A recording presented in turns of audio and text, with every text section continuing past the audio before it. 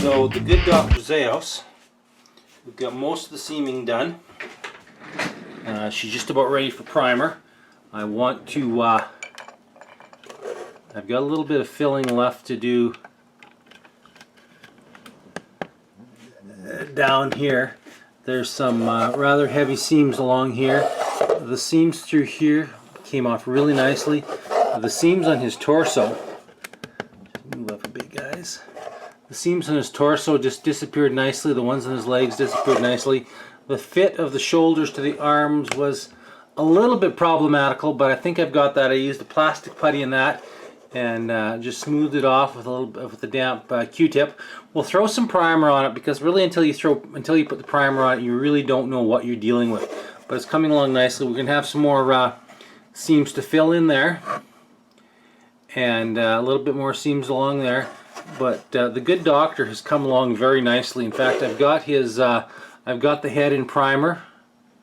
We'll get let that cure out before we put the black on as the base coat, and we'll start painting him. I think he's going to be more of a ginger. I've seen pictures of him being a blonde as a ginger, so I think we'll try and do him up more as a ginger, and we'll go from there. But this guy has been just a blast to build. So we've got the good doctor's head is primed. A little bit of a flat spot along here, a little hollow spot. I'll have to add a little bit of texture for his hair. Same with on this side where the seam was. The middle's not too bad. So we'll just carefully scribe some hair in there and finish that up. The body's coming along really nicely. There's a couple little spots up here that's got just a little bit of stuff on. I'll take some 1200 and polish it out. The seam's filled very, very nicely.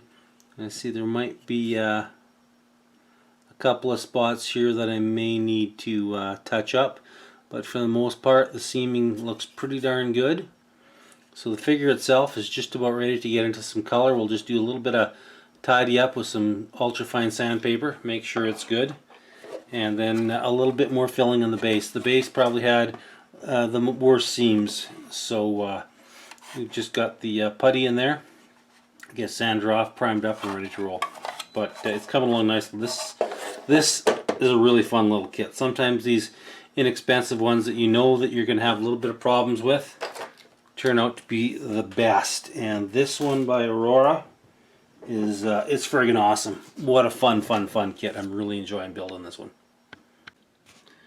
So the good Dr. Zaius proceeds.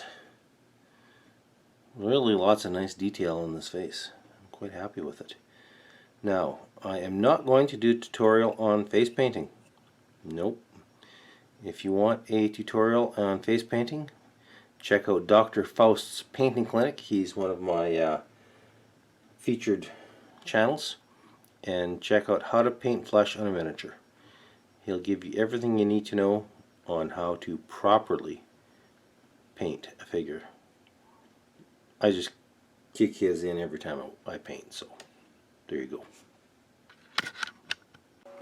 Okay, we had a little setback here. We had her all primed and in black and ready to go, and there's a huge seam popped up there on me, so I had to cut her all off and redo it. So anyway, we found some colors that I really like. These are Vallejo game colors. The basic body of the good doctor is filthy brown, and I'm probably going to use the scruffless brown for the tunic, and then I'm using leather brown for the trim on his tunic. This looks very close to what I've seen on online of what the movie Dr. Zaius looked like.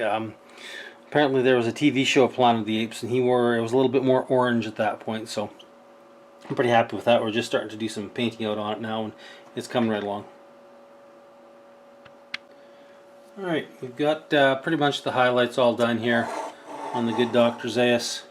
Highlights, shadows, I'm good with it. I'm not going to spend a whole bunch of time on this one. You know, sometimes you hit a home run with a kit, sometimes you're happy with an infield triple or a ground double or something. This is a good solid double. I'm not going to go anything more than that. The face looks good. So what we're going to do now is we're going to take some of this Citadel Null oil, And we're going to just highlight there. We're actually going to put some shadows in on his leather tunic here along his arms. So we'll just drop that in there like that carefully. Let it roll around. And then we'll do some dry brushing to it. That's just to make the make that tool of leather pop a little bit more. So we've got the base here for the Dr. Zaius' kit painted up, not quite done.